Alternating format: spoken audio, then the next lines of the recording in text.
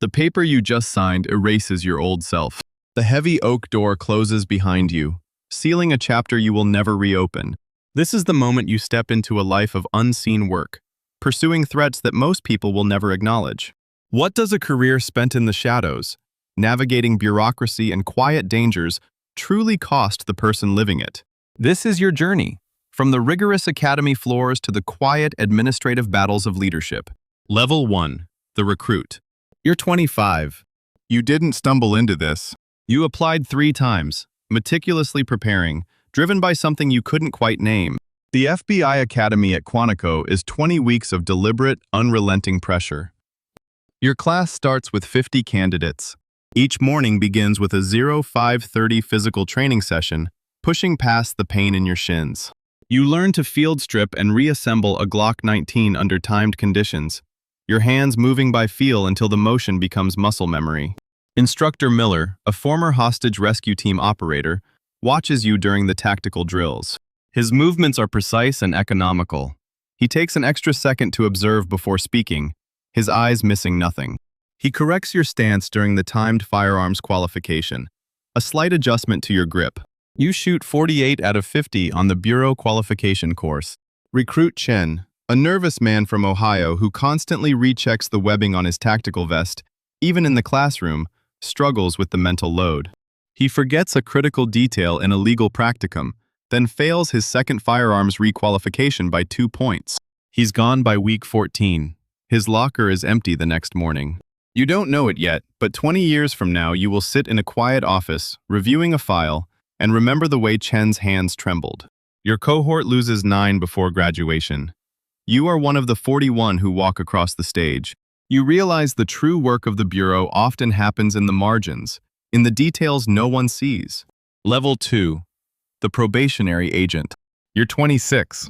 Your first assignment sends you to the Dallas field office as a GS-10 probationary agent. The sheer volume of paperwork is immediate, a constant undercurrent to everything else. You spend your first 6 months learning the rhythms of the office, the intricate reporting structures, the subtle politics of the squad room. Your field training agent is S.A. Delocqua, a veteran with 15 years in white-collar crime. He has a habit of eating cold tamales at 3 a.m. during surveillance, unwrapping them slowly, deliberately. Your first long-term surveillance operation lasts 18 days, targeting a low-level drug distributor. You sit in a cramped, unmarked van for 12-hour shifts, documenting vehicle movements, trash pulls, and pedestrian traffic. Most of it is mundane. A subject buys groceries, walks his dog, picks up dry cleaning. Delocqua points to a specific pattern of lights in an apartment window, a flicker that happens only at 02:15, twice a week. It's a long game, he says, chewing a cold tamale. You learn to blend in, not stand out. That's how you actually see things. You file daily FD 302 reports, detailing every observation, no matter how insignificant. The intelligence is fragmented, a slow accretion of disconnected facts. There are no dramatic breakthroughs, just the quiet, persistent grind of observation, hoping to piece together the unseen story from the mundane. Level 3. The case agent. You're 28. You are now a GS-11, off probation, and you receive your first significant case as lead, an organized crime extortion ring targeting small businesses in North Dallas. Your days are a blur of interviews, evidence collection, and meticulous report writing. You learn that building rapport is everything. You spend hours talking to a terrified bakery owner, assuring him of protection, documenting every threat, every payment. The interviews are lengthy, methodical, adhering strictly to legal protocols, ensuring every detail is admissible. You develop a timeline of events, cross-referencing phone records, bank statements, and witness testimonies. AUSA Brandt, an assistant U.S. attorney with a sharp, precise mind, reviews your case file. He habitually taps his pen against a legal pad when he's listening intently, his gaze unwavering. He pushes for more. Every loose end is a potential hole, he states during a 0900 meeting, gesturing at your 120-page affidavit. Give me airtight. Give me undeniable. You spend another week validating a peripheral source, verifying his claims against 3 independent data points. You know that arrests are only the beginning. The real fight is in the courtroom, where the unseen work of weeks and months must finally be made visible and irrefutable. Level 4. The Specialist. You're 30. 3 years into fieldwork, the call for specialization comes. You volunteer for the Evidence Response Team, a collateral duty that will sit on top of your regular caseload. The selection process is grueling, designed to test attention to detail under immense pressure. For 3 weeks, you crawl through simulated crime scenes, documenting every fiber, every spent casing, every faint blood spatter. You spend 72 hours with minimal sleep, processing a mock bombing site in a hangar at Quantico, cataloging 1,400 pieces of debris. Your hands ache, your eyes burn. You must identify probable explosive residue under a microscope, then sketch the blast pattern from memory. Commander Davies, a former bomb tech, observes silently, his face giving nothing away. You marry Maria on a quiet Saturday, a week after ERT certification concludes. She is an ER nurse, working nights. Her hands are always busy, whether tending to a patient or idly smoothing a wrinkle from her scrubs. She understands the unpredictable hours, the sudden calls. You eat a late dinner together, the first real meal in weeks. The quiet hours with her are a brief, necessary anchor against the increasing demands of the job, the deepening commitment to the unseen work that now defines you. Level 5. The Field Veteran. You're 33. You are now a GS-13 agent, deploying to high-risk warrants with the SWAT operators and supporting them in your ERT collateral role. The briefings are precise, the intelligence packets thick. Your team moves through a side entrance in under 90 seconds. The building is already evacuated. The shooter is barricaded in a supply closet off the gymnasium. You are part of the perimeter team, positioned to cover the south exit. The call comes over comms. Breaching main, 3, 2, 1. You hear the distinct thud. An instant later, another call. Movement south, fleeing suspect. Protocol holds you. You maintain your position, waiting for confirmation that the primary team has cleared the interior before collapsing the perimeter. Moving prematurely risks a blue-on-blue. The suspect, panicked, finds an unsecured service exit further down the block, outside your sector. He peels away in a stolen sedan. His car crashes into a civilian vehicle making a left turn, 300 yards from your position, off 8th Street. The suspect is apprehended, his arm broken. The woman in the other car, a school teacher, sustains a fractured arm and a concussion. The internal review is thorough. Your adherence to protocol is deemed tactically sound, focused on team safety and command and control integrity. You are cleared of any misconduct. You sign the after-action review report. You do not clear yourself.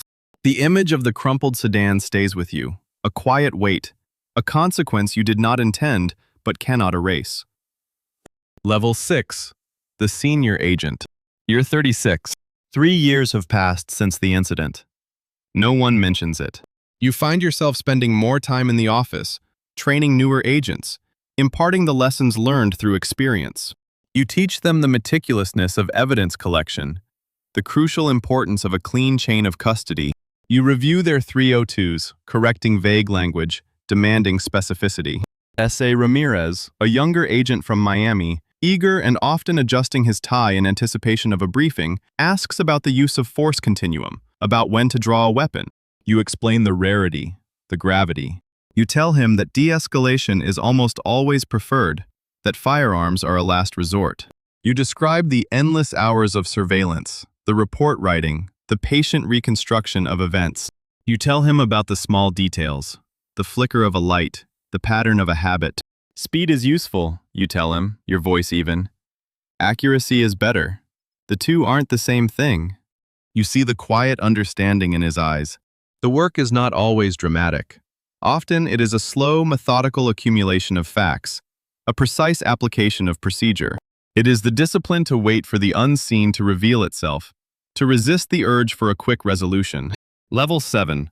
The Supervisory Special Agent. You're 40. You are now a GS-14 Supervisory Special Agent, leading a violent crime squad in the field office.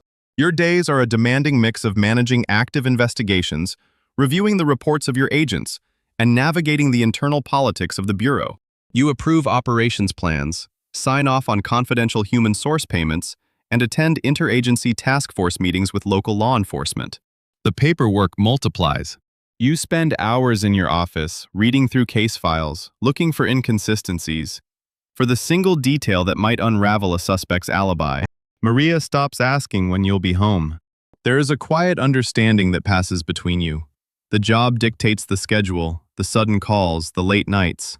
You miss your daughter's school play, a meticulously rehearsed performance of A Midsummer Night's Dream, for an urgent briefing on a kidnapping case. You send Maria a text from the conference room, a single word: sorry. The trade-off is a familiar ache, a quiet, persistent thrum beneath the surface of your professional life. You drive home in silence, the city lights blurring past your window. The house is dark. You eat a cold meal alone. You know that some costs are measured not in dollars or hours, but in moments lost, in the small, unseen sacrifices that accumulate over years. Level 8. The Assistant Special Agent in Charge. Year 45. The promotion to GS-15 Assistant Special Agent in Charge shifts your focus entirely. You are no longer running a squad, but managing the supervisors who do. Your days are consumed by administrative oversight, budget authorities, and the constant pressure of staffing gaps across multiple programs. You review hundreds of 302s, sign off on travel requests, and arbitrate disputes between case agents and assistant U.S. attorneys. The job is less about finding the unseen and more about navigating the seen, the tangible friction of bureaucracy. You sit through endless meetings with the other ASAC, a career bureaucrat with a polished demeanor and a habit of checking his expensive watch every few minutes, even during critical briefings. He pushes for favorable metrics, for numbers that look good on paper, for reports that streamline into positive narratives for headquarters. We need to show efficiency here, he says, tapping a pen against the conference table, his eyes on the clock. The numbers are what the director sees. You leave the office late, the fluorescent lights still humming. You pass the intersection off 8th Street on your way home. You still take the long way around, avoiding the exact spot where the accident happened, the quiet weight still present, a ghost in your peripheral vision. Level 9. The Special Agent in Charge. Year 50. You are now a Senior Executive Service Special Agent in charge of a major field office, a peak authority within the Bureau. Your purview extends to hundreds of agents and support staff. Your office is on the top floor, commanding a view of the city you swore to protect. You spend your days in policy battles, navigating bureaucratic warfare with SAC Evans, an older, stoic counterpart from a neighboring office who carries a worn leather brief with him everywhere, a symbol of the old guard. He resists new methodologies, advocating for traditional, slow-burn investigations. The Bureau has always done it this way. He grumbles during a strategic planning meeting, gesturing with his brief. Trust takes time. Shortcuts create liabilities. Your reputation is your currency, built on 2 decades of meticulous work, of waiting for the unseen to reveal itself. You have overseen 43 high-risk warrant operations, from gang strongholds to domestic terror cells. Your agents have secured over 1,200 indictments and convictions across complex cases, from financial fraud to violent crime. Your office has had 0 line-of-duty deaths under your command. But 17 years ago, a civilian off 8th Street fractured her arm. You remember that one most clearly. A sharp, precise injury in a career of round figures. The weight of it sits with you, a quiet, persistent hum in the otherwise silent office after everyone else has gone home. Level 10. The quiet end. You're 57. The mandatory retirement ceremony is brief, held in a modest conference room. A few speeches are given, a plaque presented. The words, praising your dedication and service, feel insufficient, unable to capture the decades of granular detail, the quiet tension, the unseen moments. You sit alone in your empty office, packing a single box of personal effects. The desk is bare, the walls are stripped. Maria waits in the car outside, her hands idly smoothing a wrinkle from her scrubs. She drives home ahead of you, her taillights disappearing into the fading light. The house is dark and silent when you arrive. You think about Chen, the nervous recruit from Quantico, constantly rechecking his gear, who never made it through selection. You think about S.A. Delacroix, eating cold tamales in a surveillance van at 3 a.m., patiently waiting for the unseen to reveal itself, for the small, critical piece of intelligence. You think about the woman in the crumpled sedan off 8th Street and the fractured arm. The institution never remembers the quiet, the tedious, the unseen costs, the meticulous reports, the hours spent in silence, the small unintended consequences. Only you will. That's enough.